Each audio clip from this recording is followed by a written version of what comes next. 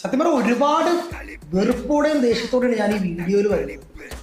വേറെ ഒന്നുമില്ല, ഇപ്പൊ കുറെ പ്രമുഖര് നോർത്തിൽ നടക്കുന്ന സമരത്തിൽ വിദ്യാർത്ഥികൾ തെരുവിലിറങ്ങി സമരം ചെയ്യുന്ന നീറ്റ് പരീക്ഷയുമായി ബന്ധപ്പെട്ട് സമരം ചെയ്യുന്നതിനെ തുടർന്ന് സപ്പോർട്ടായിട്ട് വന്നിട്ടുണ്ട് കുറെ പ്രമുഖ സിനിമാ നടന്മാർ. എടാ നാണം ഉണ്ടോടാ നിനക്ക്? ലജ്ജ ഉണ്ടോടാ നിനക്ക്?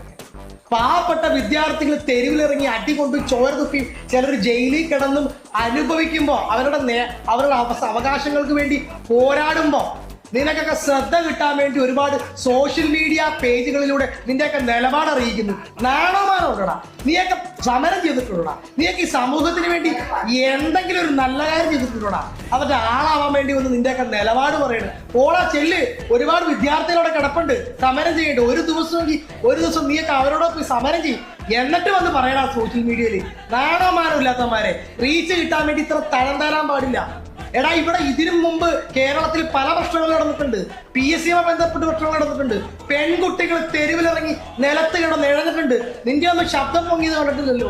ഇവിടെ നടക്കുന്ന ഗവൺമെന്റിനെതിരെ ഒരുപാട് പ്രശ്നങ്ങൾ ഉണ്ടായിട്ടുണ്ട്. നിന്റെ ഒന്ന് സമരം നിന്റെ ശബ്ദം പൊങ്ങണത് കണ്ടിട്ടില്ലല്ലോ.